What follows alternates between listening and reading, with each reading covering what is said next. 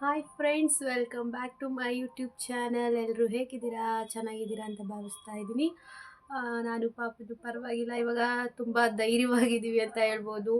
ಅದಕ್ಕೆ ಒಂದು ರೀಸನ್ ನಿಮ್ಮ ಸಪೋರ್ಟು ಕೂಡ, ಹಾಗೆ ಒಂದು ಧೈರ್ಯದ ಮಾತು ಹೇಳ್ತಿರಲ್ಲ ಅದು ಕೂಡ ತುಂಬ ಹೆಲ್ಪ್ ಆಗಿದೆ ನನಗೆ. ಆ್ಯಂಡ್ ಇವಾಗ ಕೆಲವೊಂದು ಬ್ಯಾಡ್ ಕಾಮೆಂಟ್ಸ್ ಬರ್ತಾ ಇದೆ. ಓಕೆ, ಬರಲಿ. ಆ್ಯಂಡ್ ಅವರು ಮಾಡೋ ಕೆಲಸ ಇರಲ್ಲ, ಬ್ಯಾಡ್ ಕಮೆಂಟ್ಸ್ ಹಾಕೋದೇ ಕೆಲಸ ಮಾಡ್ಕೊಂಡಿರ್ತಾರೋ ಏನೋ ಅಂದ್ಕೊಂಡಿದ್ದೀನಿ. ಓಕೆ, ನೆನ್ನೆನೇ ರಿಪ್ಲೈ ಮಾಡಿದ್ದೀನಿ ಆ್ಯಕ್ಚುಲಿ, ಒಂದು ವಿಡಿಯೋ ಮಾಡಿ. ಆದ್ರೂ ಮತ್ತೆ ಮತ್ತೆ ಬೇರೆ ಐ ಡಿ ಅಥವಾ ಬೇರೆ ನಂಬರಿಂದ ಮಾಡ್ತಾರೆ ಅಂದರೆ ಅವರಿಗೆ ನಾವೇನು ಹೇಳೋಕ್ಕಾಗಲ್ಲ. ಹೇಳೋ ಅಂಥ ಮಾತುಗಳಿದ್ದಾವೆ, ಬಟ್ ಅದೆಲ್ಲ ಯೂಟ್ಯೂಬಲ್ಲೆಲ್ಲ ಬೇಡ. And thank you so much. ನಾನು ಲಾಸ್ಟ್ ವೀಡಿಯೋದಲ್ಲೇ ಹೇಳಬೇಕಿತ್ತು, ನಾನು ಹೇಳೋಕ್ಕಾಗಲಿಲ್ಲ. ನನಗೆ 1000 ಸಬ್ಸ್ಕ್ರೈಬರ್ಸ್ ಆಗಿದ್ದೀರಾ. Thank you so much. And ಒಂದು ವಾರದ ಹಿಂದೆಯೇ ಆಯಿತು. ತುಂಬ ಖುಷಿಯಾಗುತ್ತೆ. ಇಷ್ಟು ಬೇಗ 1000 ಸಬ್ಸ್ಕ್ರೈಬರ್ಸ್ನ ಮಾಡೋದು ಅಂದರೆ ಅಷ್ಟು ಈಸಿ ಅಲ್ಲ. ಯಾಕಂದರೆ ಅದು ನನಗೆ ಗೊತ್ತು, ಬೇರೆಯದ್ದು ಯೂಟ್ಯೂಬ್ ನೋಡಬೇಕಾದ್ರೆ ನಮಗೆ ಅಷ್ಟೇನು ಗೊತ್ತಾಗಲ್ಲ. ಬಟ್ ನಾವು ಸ್ವಂತವಾಗಿ ಮಾಡಿದಾಗ್ಲೇ ಅದ್ರ ಕಷ್ಟ ಏನು ಅಂತ ಗೊತ್ತಾಗೋದು ಗೈಸ್. ನಿಜವಾಗ್ಲೂ ಒಂದೊಂದು ಸಬ್ಸ್ಕ್ರೈಬರ್ಸ್ಗೂ ಡೈಲಿ 10 ಸಲ ನಾನು ನೋಡಿದ್ದೀನಿ. ನಂಗೆ ತುಂಬ ಖುಷಿ ಆಯಿತು. ಅದನ್ನು ನಿಮ್ಮ ಹತ್ರ ಶೇರ್ ಮಾಡ್ಕೊತಿದ್ದೀನಿ, ಎಲ್ಲ ನಿಮ್ಮ ಸಪೋರ್ಟಿಂದನೇ. Thank you so much. ಮತ್ತು ಆದಷ್ಟು ಬೇಗ ಇನ್ನೊಂದು ಯೂಟ್ಯೂಬಿಂದ ಗುಡ್ ನ್ಯೂಸ್ ಬರೋದ್ರಲ್ಲಿದೆ. ಅದನ್ನು ನೆಕ್ಸ್ಟ್ ವ್ಲಾಗಲ್ಲಿ ಹೇಳ್ತೀನಿ ಗೈಸ್, ಏನು ಅಂತ ಹೇಳಿ. ಇವತ್ತಿನ ವ್ಲಾಗ್ ಬಂದು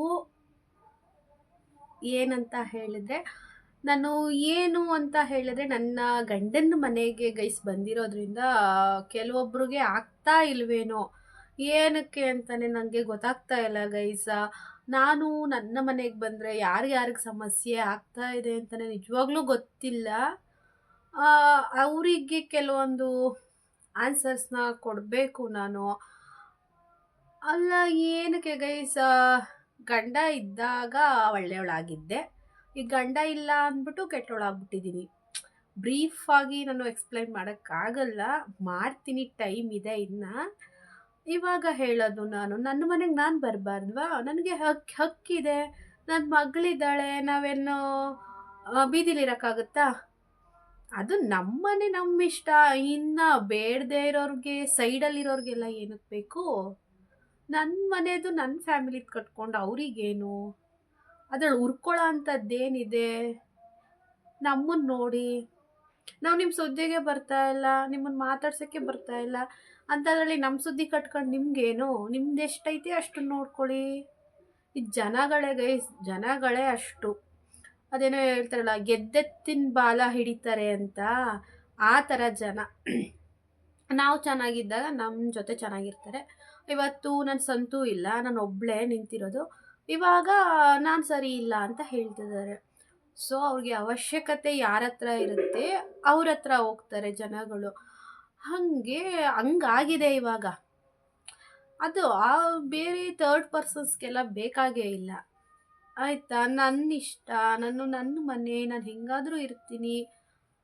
ಅದನ್ನೆಲ್ಲ ಅವ್ರಿಗೆ ಏನಕ್ಕೆ ತಲೆ ಬಿಸಿ? ನಿಮ್ದು ಎಷ್ಟಿದೆ ಅಷ್ಟು ನೋಡ್ಕೊಳ್ಳಿ, ನಮ್ಮ ಬಗ್ಗೆ ಜಾಸ್ತಿ ಯೋಚನೆ ಮಾಡಬೇಡಿ ಗೈಸ್. ಆ್ಯಂಡ್ ಏನೇನೋ ಮಾತುಗಳು ಆಡಿದ್ದಾರೆ, ಬೇಡದೆ ಹೋದವರು ಯಾರೋ ಥರ್ಡ್ ಪರ್ಸನ್ಸು. ನಮಗವ್ರಿಗೂ ಸಂಬಂಧನೇ ಇಲ್ಲ, ಇದ್ರೂ ಬೇಡ, ಇಲ್ಲದೆ ಹೋದ್ರೂ ಬೇಡ. ಯಾಕಂದರೆ ಯಾರ್ಯಾರ ಯೋಗ್ಯತೆ ಏನೇನು ಅಂತ ಗೊತ್ತಾದ ಮೇಲೂ ಅದನ್ನು ಮುಂದುವರ್ಸೋಕ್ಕಂತೂ ನನಗೆ ಇಷ್ಟ ಇಲ್ಲ. ಇವತ್ತು ಸಂತು ನಮ್ಮ ಜೊತೆ ಇಲ್ಲದೆ ಇರ್ಬೋದು, ಬಟ್ ಅವ್ರಿಗೂ ಗೊತ್ತಾಗಿರುತ್ತೆ, ಎಲ್ಲಾದರೂ ಒಂದು ಕಡೆ ನೋಡ್ತಾ ಇರ್ತಾರೆ. ಅದೊಂದು ನಂಬಿಕೆ ನನಗೆ. ನನ್ನ ಸಂತು ದೈಹಿಕವಾಗಿ ಜೊತೆಲಿಲ್ಲ ಅಂದ್ರೂ ಕೂಡ ಅವ್ರು ಮಾನಸಿಕವಾಗಿ ಯಾವಾಗಲೂ ನನ್ನ ಜೊತೆಲಿ ಇರ್ತಾರೆ. ನಾನು ಏನೇ ಒಂದು ಇದು ಮಾಡಿದ್ರು ಅವ್ರ ಹತ್ರನೂ ಇವಾಗ್ಲೂ, ಈಗ ಫೋಟೋ ಹತ್ರನೇ ಎಲ್ಲ ಶೇರ್ ಮಾಡ್ಕೊತೀನಿ. ನಮ್ಮ ನೋವು ಎಷ್ಟಿದೆ ನನಗೆ ಗೊತ್ತು. ಅಷ್ಟು ನೋವಲ್ಲಿ ಇವತ್ತು ಬದುಕಬೇಕು ಅಂತ ಧೈರ್ಯವಾಗಿ ನಾನು ನಿಂತಿದ್ದೀನಿ. ಅದನ್ನು ತಡ್ಕೊಳಕ್ಕಾಗದೆ ಹೋದವ್ರಿಗೆ ನಾವೇನು ಮಾಡೋಕ್ಕಾಗೋದಿಲ್ಲ ಗೈಸ್. ನಾನು ನನ್ನ ಮನೆ, ನನ್ನ ಗಂಡನ ಮನೆ, ನಾನು ಬಿಟ್ಬಿಟ್ಟು ಓಡೋಗ್ಲಾ? ಇವ್ರ ಬೇರೆಯವರ ಲೆಕ್ಕಾಚಾರ ಹಾಗೆ. ಕೆಲವೊಂದು ಮಾತುಗಳನ್ನ ಗೈಸ್ ಕೇಳಿದ್ರೆ ಸೀರಿಯಸ್ ಆಗಿ ತಡ್ಕೊಳಕ್ಕಂತೂ ಆಗೋದೇ ಇಲ್ಲ.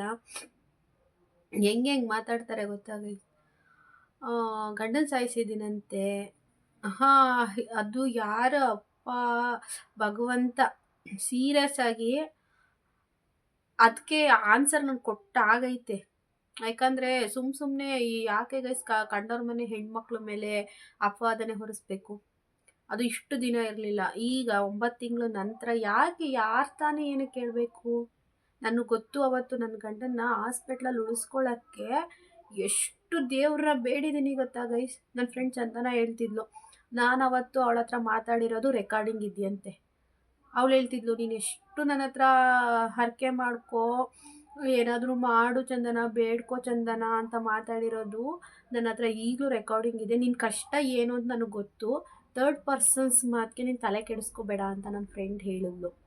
ಸೊ ಹಾಗೆ ನಮ್ಮ ಕಷ್ಟ ನಮಗೆ ಗೊತ್ತು. ಅವತ್ತು ಹುಚ್ಚಿ ಥರ ಆಡಿದ್ದೀನಿ ಆ್ಯಕ್ಚುಲಿ. ನನಗೆ ಆಮೇಲೆ ಫೋನ್ ಎಲ್ಲಿ ಬಿದ್ದೋಯ್ತು, ನಾನು ಏನು ನನ್ನ ಪರಿಸ್ಥಿತಿ ಯಾವ ಹೆಣ್ಮಕ್ಳಿಗೂ ಬೇಡ.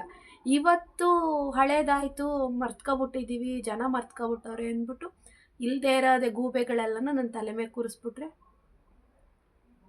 ಗೈಸ್. ಯಾರೋ ಕೇಳಿದ್ರು, ಅದಕ್ಕೆ ಇಲ್ಲಿ ಹಿಂಗೆ ತೋರಿಸಿದ್ದೀನಿ. ಇಲ್ಲಿದೆ ಅಧಿಕಾರ ಇಲ್ಲಿದೆ. ಯಾಕಂದರೆ ನಾನೇನು ಓಡಿ ಬಂದಿಲ್ಲ, ಇನ್ನೊಂದು ಕೆಟ್ಟ ಕೆಲಸ ಮಾಡ್ಕೊಂಡು ಬಂದಿಲ್ಲ. ಕರೆಕ್ಟಾಗಿ ಮದುವೆ ಆಗಿ ತಾಳಿ ಕಟ್ಟಿಸ್ಕೊಂಡು ನನ್ನ ಗಂಡನ ಕೈಲಿ 100 ಜನದ ಎದುರುಗಡೆ ಈ ಮನೆಗೆ ಬಂದಿರೋದು ನಾನು.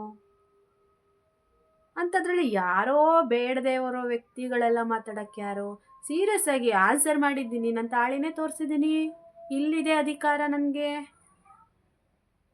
ಗೈಸ್ ಉರ್ಕೊಳ್ತಿದ್ದಾರೆ ಅಂದರೆ ಇನ್ನೂ ಉರಿಸ್ತೀನಿ. ಸೀರಿಯಸ್ ಆಗಿ ನನ್ನ ವಿಷಯಕ್ಕೆ ಯಾರು ಬಂದ್ರೂ ನಾನು ಬಿಡಲ್ಲ. ಲಾಸ್ಟ್ ವ್ಲಾಗಲ್ಲೇ ಹೇಳ್ದಂಗೆ ನನ್ನ ವಿಷಯಕ್ಕೆ ಬಂದರೆ ಎಲ್ಲನೂ ಯೂಟ್ಯೂಬ್ಗೆ ಹಾಕ್ತೀನಿ, ಜನಗಳೇ ನೋಡಲಿ ಬಿಡಿ. ನಾನು ಕೆಟ್ಟೋಳ ಅಥವಾ ನಾನು ಸುಳ್ಳು ಹೇಳ್ತಿದ್ದೀನ ಅಥವಾ ಬೇರೆಯವ್ರು ಸುಳ್ಳು ಹೇಳ್ತಿದ್ದಾರಾ? ಈಗ ಆಲ್ರೆಡಿ ಜನಗಳಿಗೆ ಗೊತ್ತಿದೆ ಇಲ್ಲಿ ಗಂಗೂರಲ್ಲಿ ಯಾರು ಹೆಂಗೆ ಮಾಡ್ತಿದ್ದಾರೆ ಅಥವಾ ಏನು ಅಂತ ಹೇಳಿ. ಯೂಟ್ಯೂಬು ಫ್ಯಾಮಿಲಿಗೂ ಗೊತ್ತಾಗಲಿ ಬಿಡಿ. ಅದನ್ನು ನಾನು ಯಾರ ಸುದ್ದಿಗೂ ಹೋಗಲ್ಲ. ನನ್ನ ಸುದ್ದಿಗೆ ದಯವಿಟ್ಟು ಬರಬೇಡಿ ಆಯಿತಾ. ನಾನು ಬಂದರೆ ನನ್ನ ಮಗಳ ಸುದ್ದಿಗೆ ಬಂದರೆ ನಾನು ನಿಜವಾಗ್ಲೂ ಬಿಡಲ್ಲ.